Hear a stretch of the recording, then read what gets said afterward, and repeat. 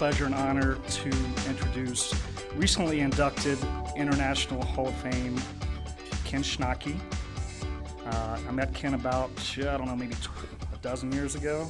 He helped us out on a great project for raising money for juvenile diabetes research.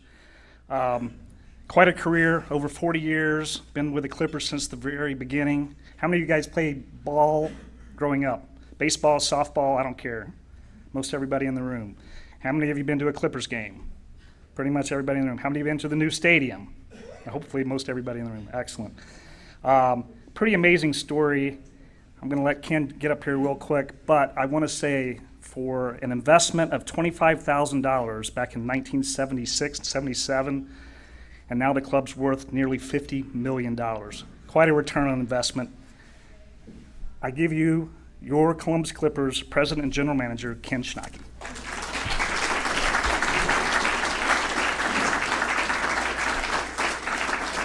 Thank you very much. Been making some observations this morning while I was watching everything that preceded me. I noticed when Callaway was in front of the screen, Chip said something about it looked like a police lineup. So Scott Brown came over and turned off the camera. He was afraid he was going to be recognized. Scott and Callaway are wearing the jerseys that were part of the All-Star festivities that just concluded. Scott has the International League one on, and he asked Callaway to put the Pacific Coast League one on because he was hoping that's where you would send him after this luncheon was over. Speaking about the luncheon, one of our sponsors is Bush's Beans. So when you belch about 2 o'clock this afternoon, thank Bush's. And I didn't know we were having a ballpark motif, so Callaway said I'm supposed to say that if you really, really liked it, he's the one to be congratulated, and if you really, really hated it, then it's my fault. But now I know why he came over a week ago Monday and asked to buy all the hot dogs left over from Dime a Dog Night. You are enjoying them or not enjoying them today. So this has been a whirlwind of a year. It is the 42nd year of the Columbus Clippers and my 42nd year in Columbus. It's been a job that I just get up and enjoy every day. Every day's been different. It's the 10th year of Huntington Park, which is really hard to believe. It just seems, time's going by so fast. We've been honored this year to already receive 2 more awards as the best ballpark by one publication or another, meaning now in our 10th season, Huntington Park has been honored 9 times as the best of the ballparks in the entire country. So that's quite a tribute to everyone who's been here, and I want to thank all the fans and thank the staff. We were waiting for a magical moment to host the All-Star Game. And we hosted the second one back in 1989, which was a lot of fun. In fact, Bucky Dent, our Clippers manager, was just in for the fantasy camp this weekend, and back in '89 he was our Clippers manager, so he managed the All-Stars. And back 31 years ago, for the older people in the room, you may remember our Upper Arlington resident who went by the name of Morgana, the Kissing Bandit. So I had hired her, and she ran onto the field and gave Bucky a big kiss in the third base coaching spot. So we were reminiscing about that the other day, and we were also talking about, he's such a hero if you're a Yankee fan, and if you're a Red Sox fan, not so much so. And we were talking about, I went out with him one of the first times that we went out speaking when he came and joined us in Columbus. And it was like a rotary like this, and after it was over, there was about a little lady. She had to be in her 80 years old, kind of frail, and she runs up, and I think she's going to maybe give him a hug or a kiss, and instead she pokes him in the chest, and she starts shaking her finger. I'm from New England, and I hate you, Bucky effing Dent. And that's how he got his middle name, but he's still as popular now as he was then, so... But, baseball's made up of a lot of personalities. So we hosted this All-Star game, and like I said, we waited 31 years to do it. We did it because of the 10th anniversary. And I don't like to toot my own horn or whatever, but we knocked it out of the park. I mean, the things we did in Columbus had never been done before. In fact, I don't know if any of you were Monday night at the skills competition in the home run derby, but Major League Baseball was there and the Cleveland Indians were there. And I wouldn't be surprised to see a version of what we did in Columbus happen in the Major League ballparks, maybe as early as next year when the Major League game comes to Cleveland.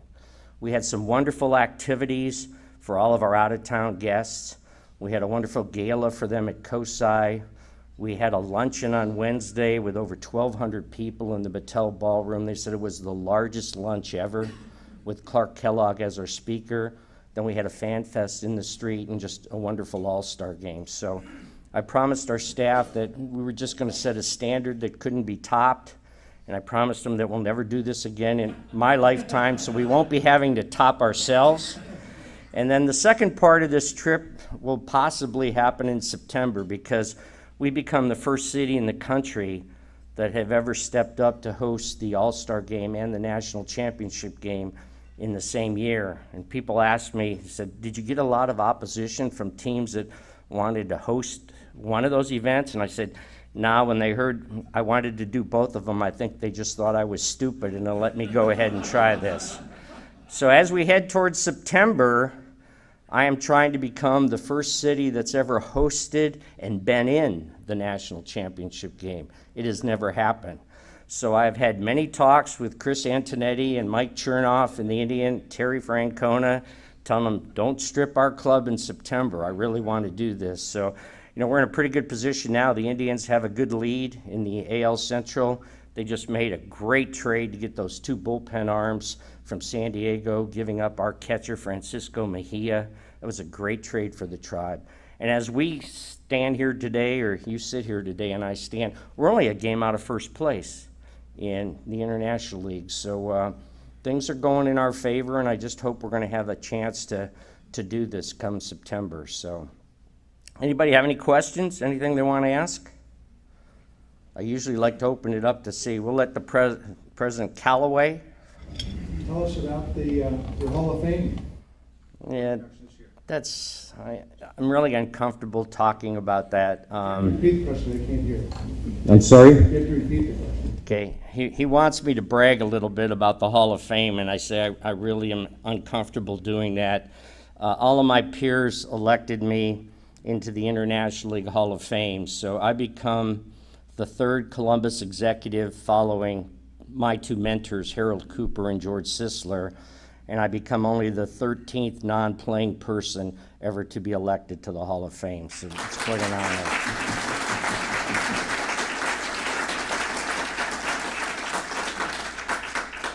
And we did it at the All-Star Game because I had all my kids in helping on the field with everything, and my son-in-law. And the hollow spot there, those of you that may know, is, I lost my wife after 40 years in January. She lost a terrible battle with cancer, so she was my rock for 44 years. So it's kind of been a bittersweet year. There's been some nice things that have come, but I don't have the chance to share them with the person that was on this journey with me. So thank you. Another question? Yes, sir. In Major League Baseball, the attendance, I think, is down. The TV ratings are a bit of a concern. Do you think baseball can evolve to capture a newer, younger market? Baseball, yeah, we've got some issues that have to be addressed. The problem you have is the players' union at the Major League level is the strongest union in the world, and they resist change just to resist change. And they're not in good stead with each other now. All the things that the commissioner wants to do, he hasn't been able to do at the Major League level, but he can do it at the minor league level because we don't have a union. So, we've got the pitch clock and we've got the clock between innings, which the major leagues have the clock between innings. We also got what we call the Little League rules. Starting this year in extra innings, we start with a runner on second base. So we won a game the other night with that. So we joke and say we're 5-2 in Little League games. And I had one of my staff people, last time the team was on the road, they had me get them some tickets in Pittsburgh, and they came back from seeing the Pirates play, and they go, hey, I got to see a real extra inning game the other night with nobody on base. But the reason we do it at our level, and as a traditionalist, it's a little hard to accept, but we do run into issues with pitching, and we do run into issues if the game gets too long, having position players pitch. And I always tell our manager, if we ever get in that situation, please do that on the road. Don't do that at home in Huntington Park where I can see it. And then the other thing you have is when you go through your bullpen, then we come in after the game and we're on the phone for the next hour with Cleveland trying to get arms for the next day. And invariably, we get an arm, we get a pitcher, but it's really not a guy who can compete at AAA. So this is done to kind of help the rosters a little bit. It's kind of a little bit of a joke. They say they'll never, I've had a couple guys say it'll never happen at the major league level, and I've had other guys that say within 10 years they'll be doing it too. We're trying to quicken the pace of baseball. We're trying to make the game mean more to the millennials. It has its own pace. And I wasn't looking out in the crowd, but I assume a lot of you raised your hands when you said you played baseball or whatever. When I go out and speak, it's still our national pastime. It is still the only sport in this country that is passed down from mom and dad to their children, where everyone remembers when they went out and played catch in the yard with mom or dad, sometimes even grandma or grandpa, and they remember when they first started going to the baseball games and their parents started passing down the rules of the game. There's no other sport that has that. There's no other sport that has these 18 natural intermissions where families actually sit and talk to each other. I mean, using my family growing up, when you go to a movie theater, the kids never want to go see the same movie. When you go to the shopping mall, the kids would just say, "Callaway, can I have your wallet? And I'll meet you back here in 3 hours." Although there's no money in it, so it'll probably be back in an hour. But it's really still the only game that's passed down from generation to generation. And so we have to, as guardians of that, we have to protect it, and we have to continue trying to make it relevant in today's society with the time we have. And hopefully we'll be able to find the things that can do that. Yes, sir? 2 questions. One answer. One and 2 answers. No, I said one answer. You can ask 2 questions. I'll give one answer. No, I'm sorry. We compare with the other international teams on the promo and marketing to try to get more fans into the stadium. And the second question, give us a little feel for how you and your manager react when Cleveland all of a sudden calls up another one of your players, and it's happened 3 times in a week. Give us a little, what do you say to your manager? What does he say to you? That's actually short for Larry. Oh, we use hankies and we cry a lot. Now, our job is to develop these guys, to get them ready to be Cleveland Indians.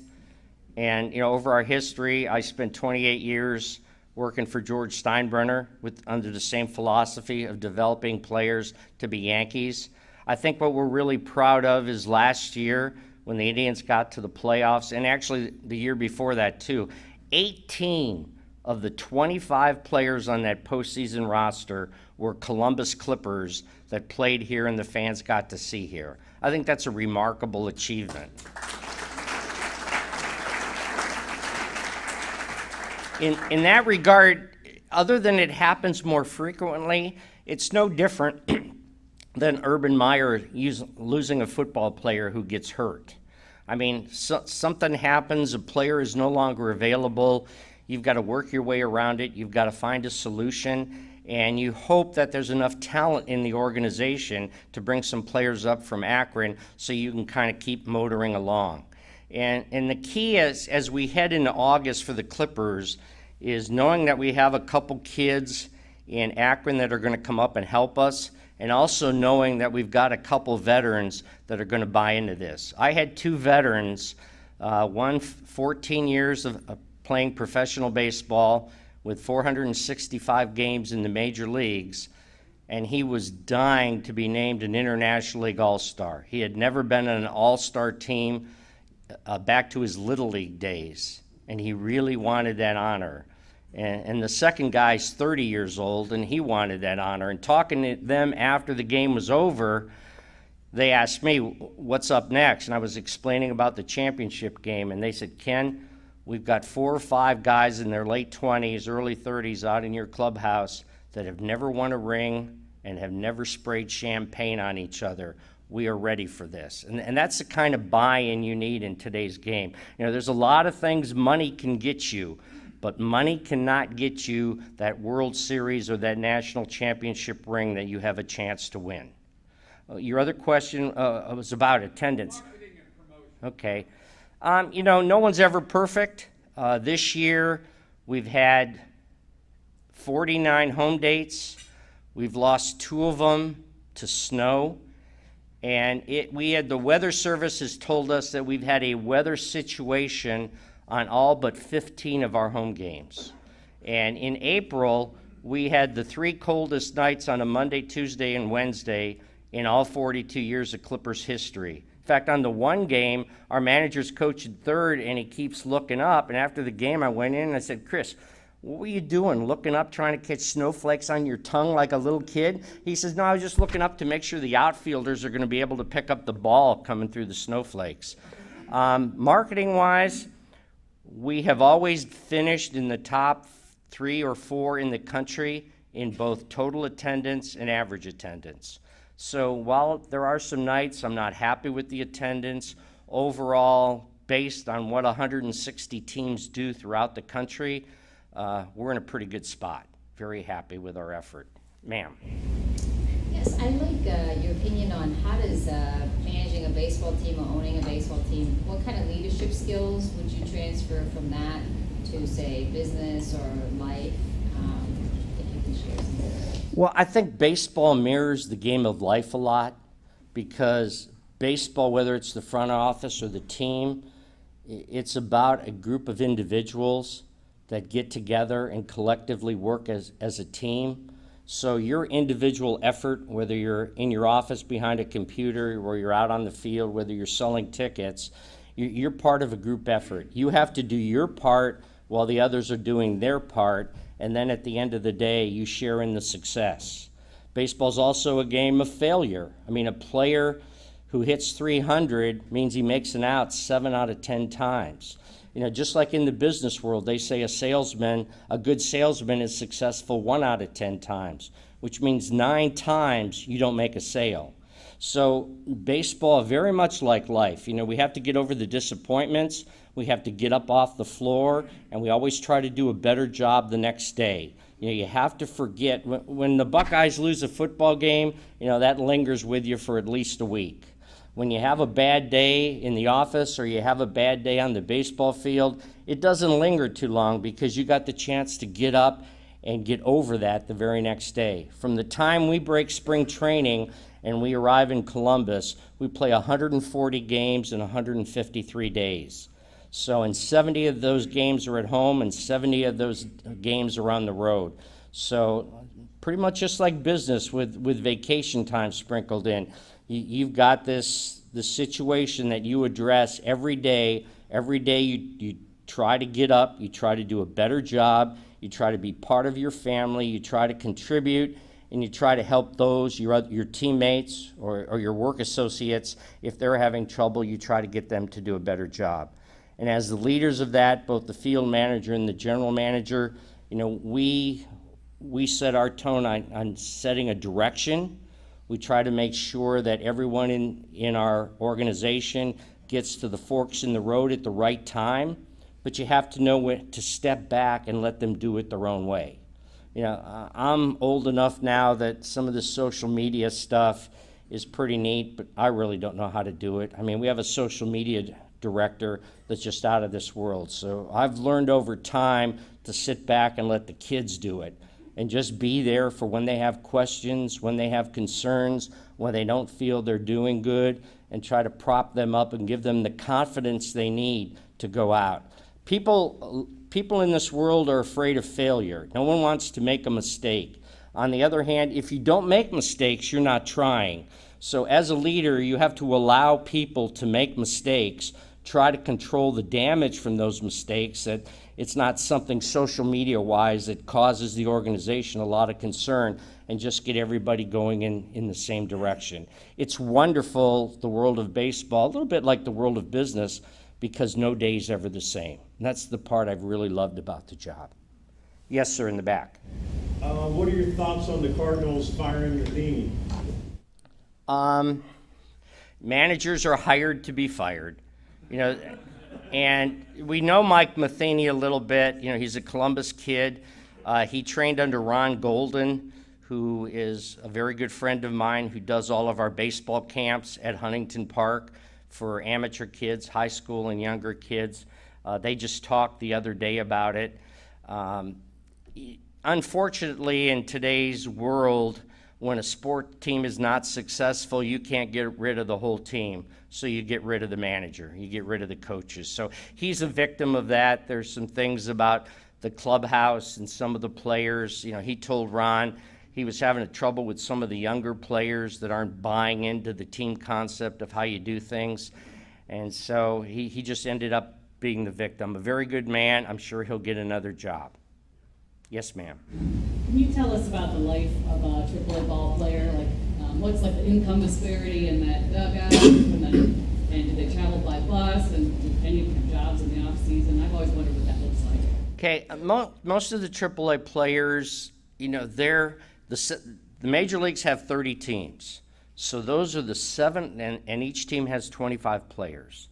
So those are the 750 absolute best baseball players in the world. Behind them is us at AAA. We also have 30 teams. We also have 25 players. We have the second plateau of the next best 750 athletes in the country. Now, our team is made up of 3 components. We have the young kids that are on their way up, the Derek Jeters, the Jason Kipnises, the Corey Klubers, the Michael Brantleys. We can see they have talent, and we know they're going to be a major league player. We're just really not sure yet how good they're going to be. The other third of our team is the guys that are in their late 20s, early 30s, that with the Indians and the Clippers, we go get them as backups. So we need them in case players go down in Cleveland and they want somebody more than a young kid who's not ready to play at the major league level. And then the middle third of our team is kind of what we call the Peter principle. Those are the guys that they don't want to get a job. They still like playing baseball and making their living there, and they have really no chance of getting to the major leagues. But as long as they're good teammates and they help the team and they know their role, you need to have them. So that's the kind of the mix of what we have. The players, being a ball player is tough. They have a very small group, their family, their wife, their spouse, some of their friends that want them to be really good. As the administrators and the baseball officials, we're always looking for the things in their game that will keep them from being a really good major league player. Over time, and I try to tell some of these guys, it's not your strength that will get you to the big leagues as much as it is your weakness that will keep you from being a really good big league player. And we have so many examples of players that get to Columbus and they can't hit the breaking ball, trouble with the curve, the Clint Eastwood movie. They can't make the adjustment, and at this level the pitchers are good enough to throw that breaking ball deep into the count. And then even if they do get a big league chance, the scouting is such today that they know what the deficit is and they just pound that player. And Mike Laporte is a perfect example. I mean, he was the #1 trade chip for CC Sabathia when we sent him to the Brewers, and he couldn't play at the major league level because he could not handle a breaking ball. Fastball, you couldn't throw it by him. A breaking ball, he could not hit. Then the player to be named later in that deal in the offseason was Michael Brantley, who's turned out to be a perennial all-star. So, the scouts and grading guys, you just really never know how some of these players are going to turn out. They have a tough time. They have a home somewhere, plus they've got to have an apartment here in Columbus. The spouses, depending on how children are here for a while and then gone for a while. And it's not an easy life, but they are living to become the next Derek Jeter, the next Jason Kipnis, and have that great big league career. Yeah, one more question, I think. We're running out of time. Do you mind, could you comment on what moving the stadium from the old site by the cemetery downtown meant for the club, and then what impact the club being downtown means for the city of Columbus then? It was a complete rebirth of our franchise. I never thought it would happen in my lifetime, let alone my tenure. And actually, I was in the middle of upgrading, was going to be a complete upgrade of all the suites at Cooper Stadium when this talk started about the team moving. I went through this for 6 years with everybody in the community about moving the Clippers, the wheres and whens, and why it might go here, why it might go there. Then once we decided on that last parcel in the Arena District, it was almost 2 years to design the project and then almost 2 years to build. So from start to finish, it was 10 years of my life. I think it's made a huge difference in the Clippers and how we're looked at in the community and our acceptance level. I will let you know that the restaurants and bars downtown say that their business is up well over 1/3 during the summer when the Clippers are there. It's so vibrant walking out to the center field entrance and watching people walk in from all 4 quadrants of the city to get to the stadium, the ballpark. You know, at Cooper Stadium, it was a single point destination. You drove there, you went and you drove home. And that was great because that was it was really a family venue because mom and dad bring the kids to the ballpark, they come for 3 or 4 hours, then they're ready to go home and they leave. Huntington Park has opened us up to all the other groups in the city, single income, no kids, and young professionals and millennials. I mean, this is now the place to be. Cooper Stadium was never the place to be. Huntington Park is now in the mix of where people even want to be seen and go there. I laugh. I call it, it's like we're like the LA Dodgers of the East Coast. We don't really load in till about the 3rd inning because people are at restaurants and bars, and then depending on the game time, they're leaving after to go back to restaurants and bars. And we have that left field building with the Hall of Fame Club where people go to, and they tell me that's where all the young millennials and singles hang out because they've also advised me as being the older boss, I have no business being in that building at any point in time during the game. I will ruin the atmosphere. So I have deferred from going out there. So I think I'm about to be kicked off the stage, although maybe he's coming to say goodbye. He's going to the Pacific Coast League. But I'll leave you with this one thought. For when the one great scorer comes to mark against your name, he marks not that you won or lost, not even how well you played, but how many fans showed up that night at the gate and paid. We'll see you guys in August. Please stay up here just for a moment.